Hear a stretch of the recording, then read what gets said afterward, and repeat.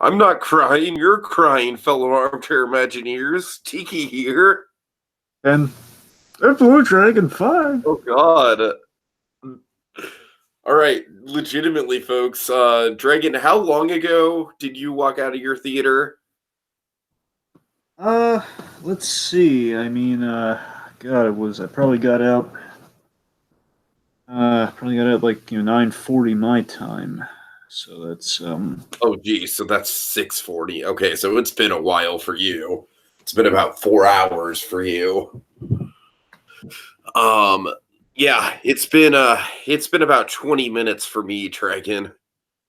So you've had time, man. You've had time to marinate. Oh, wow. All right, folks, look, we're going to keep this as spoiler free as we can here, of course. And rest assured, we're going to do a full spoiler cast on Sunday. Oh, god damn. Um, I don't even. This is definitely the most. In terms of my rankings of Toy Story movies, I'll say this much. I'm pretty concrete in saying that right now, you know, pending a rewatch, I probably have this below Toy Story and Toy Story 3, but above Toy Story 2. That's kind of where it lands for me on the rankings. But goddamn, man, this is definitely the deepest, most philosophical Toy Story movie there's ever been. I mean, there's just there's theories and psychological implications in this movie just for days. And Dragon, I was sitting there and I was like, all right, Tom Hanks, all right, you're challenging me, buddy. You're challenging. Break me. Break me, Tom Hanks. Come on. Break me. I was sitting there, Dragon. I was sitting there and I was, without getting into anything that happens, without getting. Dragon, the last 5 minutes of this goddamn movie, it. I mean, I think the last time I cried in the theaters that hard was for Muppets 2011. With the Rainbow Connection scene. I mean, just wow. It's words, Dragon. What do you think? I well, I just I was I've said it before. I went into this movie. I as I had said, like, this movie was in such a it could have gone so wrong.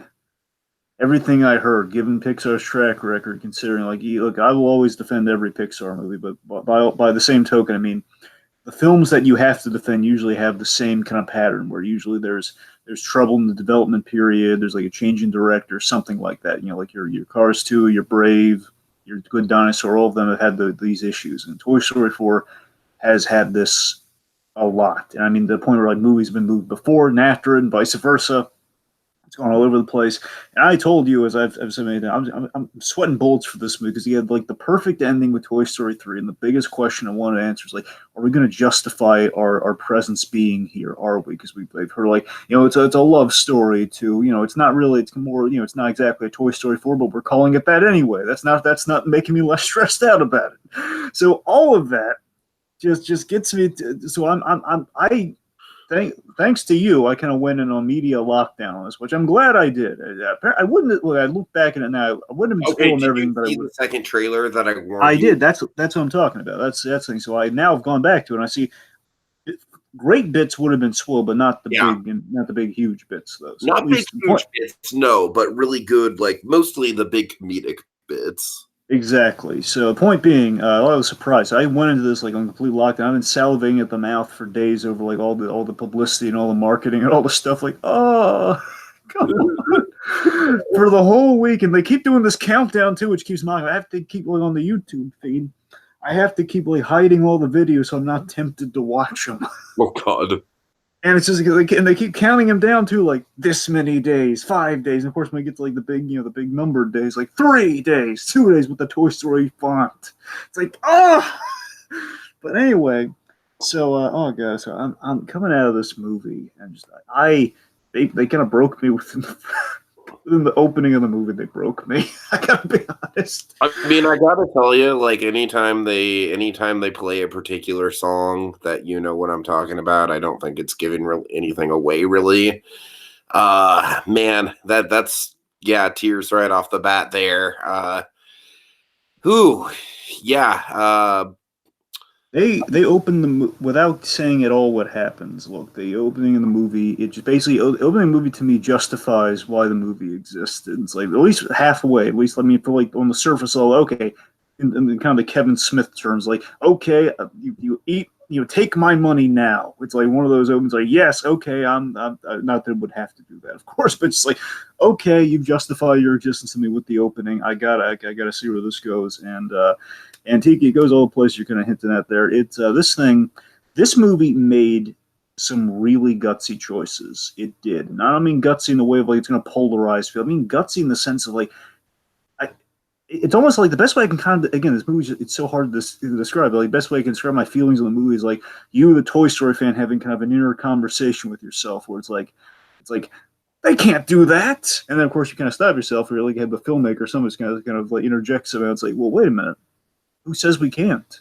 It's like, oh my god, I never thought of this. I felt like so stupid. Why have I never thought about them not being afraid to go there? Away, but I definitely think that this movie has some really cool ways in which the toys interact with the real world that we haven't seen before.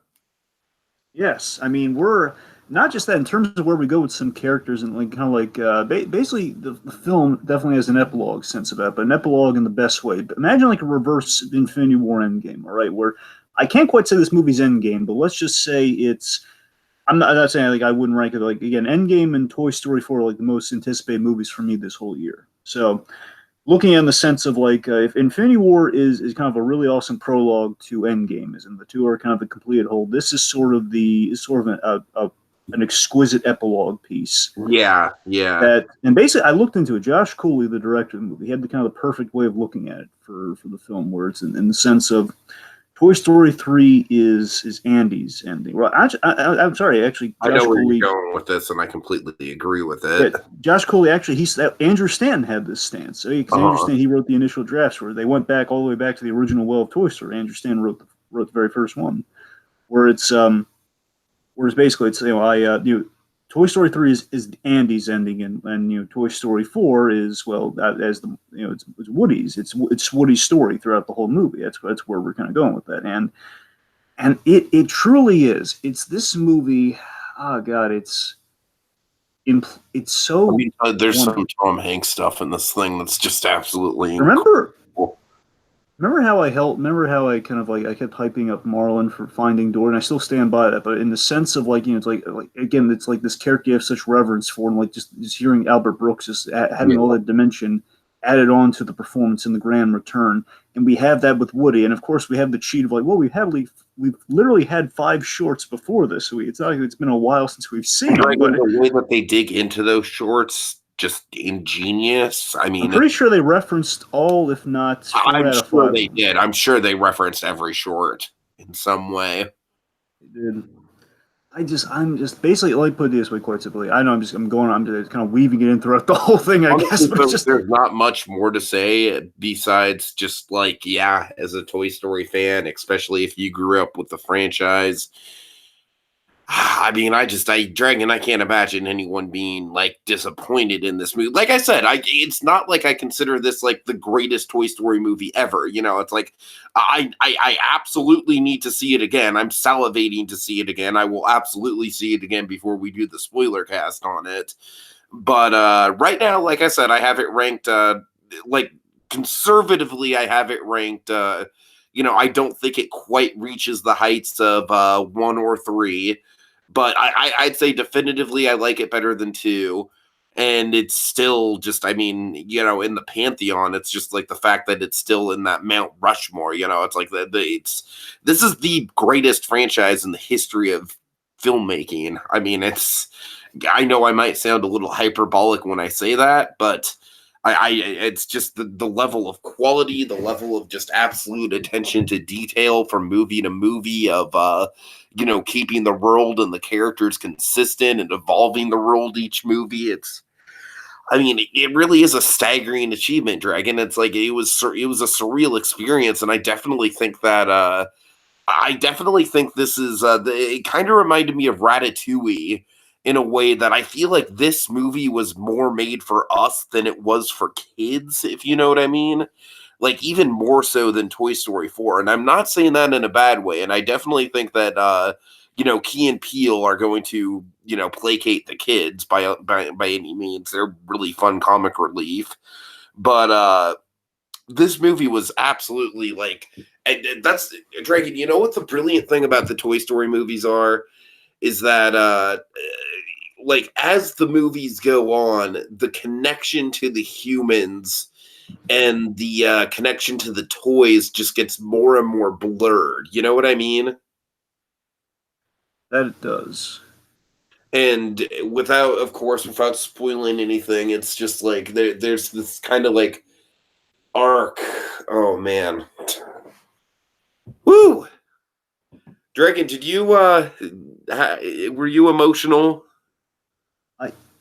Well, yeah, it was very emotional. I mean, I think I put it this way. Another way of non-spoilery describing my Yeah. reaction to the film is that so at the beginning they had me because that was the scene the scene I saw like I saw like a very brief like few seconds snippet of it. It was like the only excess marketing outside of the two teasers in the trailer I had. So I kind of point being I saw a scene and I was already hooked on it. Just seeing the full thing play, I was like, oh my god, yes, I'm so in. I was on the edge of my seat, and they hit me emotionally in the opening, and then throughout the movie, it basically felt like throughout the movie, there's so many moments where I was like gasping and like on the edge of my seat, and like just like Woody goes through a lot in this movie. Every time something I happened to would say this Woody, is definitely the most Bluthian of all the Pixar movies. yep, and like a true road movie involves a carnival. Oh yeah, oh yeah. But oh goodness, seriously though, I mean, there were just so many moments where like my heart was like, I didn't know if I was gonna make it through the whole movie. I gotta Dragon be honest, is like it's like the Dunkirk of the Toy Story franchise. pretty much because there were a lot of like just like heart skipping a beat moments throughout the movie with Woody. I'll say that much. I mean, Yeah, I was on the edge of my seat on so many points where like just shocking things happened a lot in this movie. Right. I was like, I was like, I'm probably, I feel so much sympathy for for my friend who was sitting next to me. Like, I imagine he was just like, probably in his mind, just go like, what is this guy's problem? It's just like, I was just so invested and so into it, so on the edge of my seat for this story and just the importance. And again, because again, I always have like I'm personally invested in the movie. Like if this bombs, it's good. If this does not, Oh again, no, if this cheapens the effect. absolutely. This completely like, yeah. I mean, it's like they took on this movie knowing like, okay, we're gonna yeah. this is like this is gonna sound like the biggest gamble in history. It's like they looked in the future and they knew this was gonna work. It's like the end game thing, like 14 million possibilities, but only one victory. There's only again, it ended up, yeah. I'm sorry. Go ahead. Again, like 14 billion possibilities, one success, and it did. Basically, I dodged the bullet. It's the best way I can sum up. They dodged the ultimate bullet, they won the ultimate gamble, and it doesn't achieve anything. It just improves it improves perfection to an extent too, if you really think about it. Because oh god, I mean, there's I don't want to spoil it, but there's a moment that definitely adds a lot of dimension to Woody's choice in Toy Story 3. Mm-hmm. It's a big moment. So again, the point is I'm glowing on the movie. I mean, this movie already just on the surface, even if this movie, again, God forbid, even if this movie didn't hit the mark, it still would have been impressive. This thing, here's the thing. Here's why I had to mull over it after like an hour or so, or like more, after seeing it for a while. Is that there's just the story is so. I was just trying to see, okay, is there anything I'm glowing over that I'm not paying attention to it. But Tiki, again, I'm within the glow, kind of the glow time frame there, bear in mind. Huh. But Okay, I gotta be honest. for me, again, I don't want to sound like this movie sucks because there's some minor nitpicks I have with it. And I don't want to get into nitpicks right now. Like that's for the spoiler cast. I want to be super positive about this, but are you saying that you think it is the best Toy Story movie, Dragon?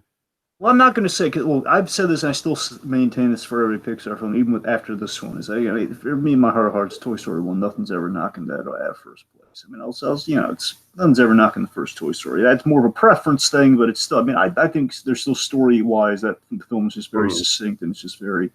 That's solidly strong. The original Buddy picture, Toy Story again changed the game and deserves a place in the upper echelon. And in my heart, it's always going to be number one.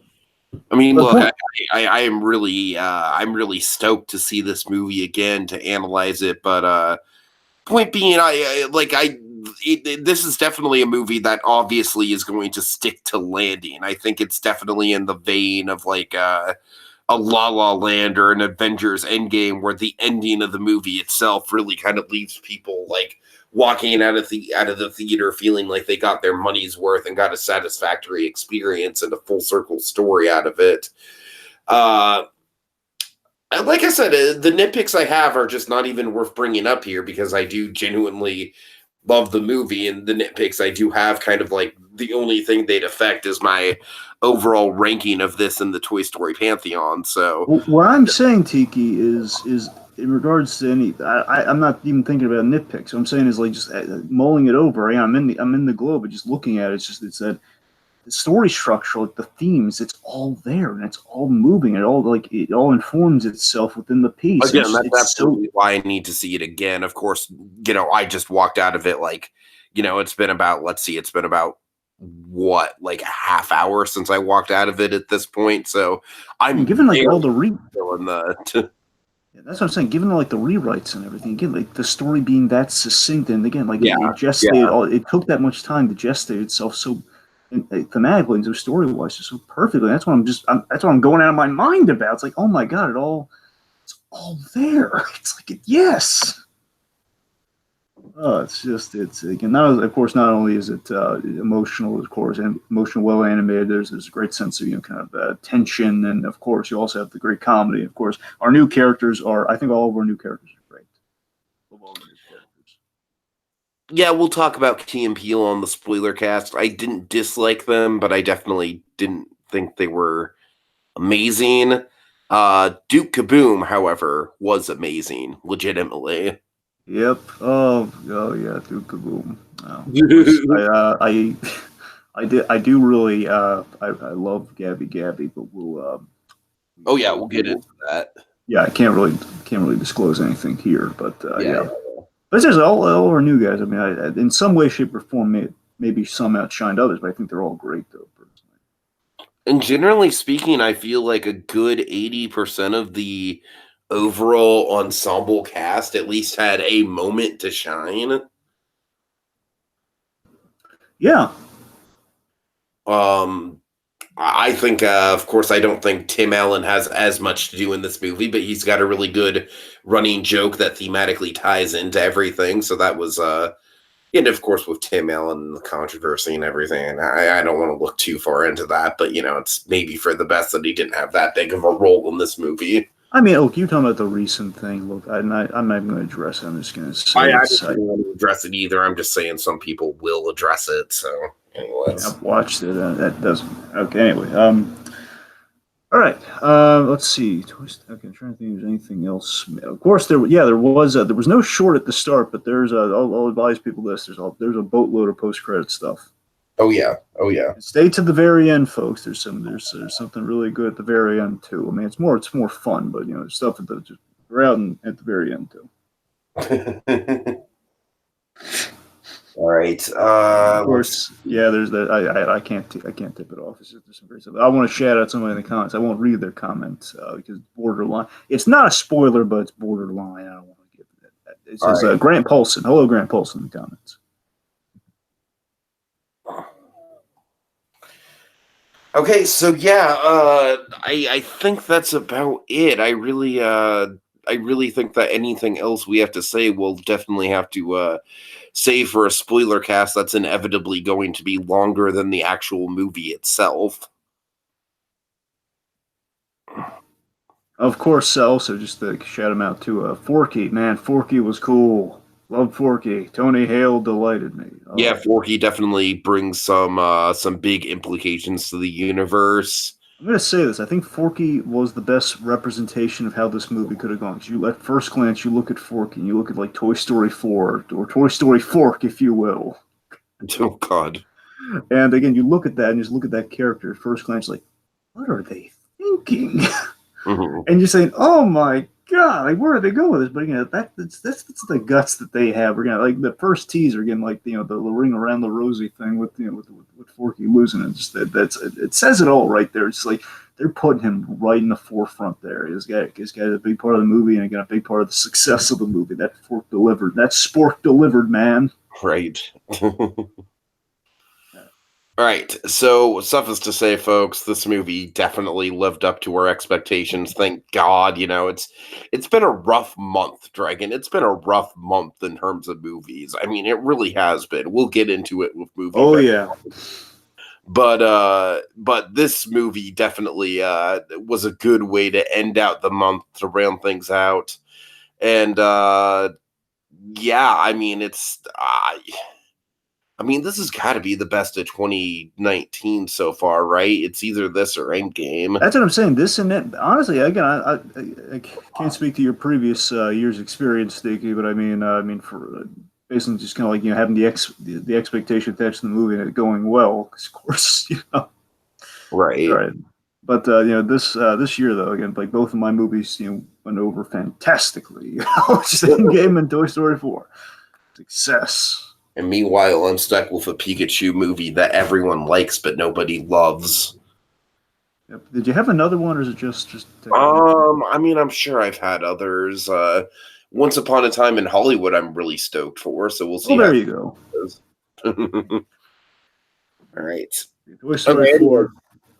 So, folks, thank you for joining us. We will be back on Sunday to break down this movie in big detail. And oh my God, there's so much to talk about that we just can't get into right now.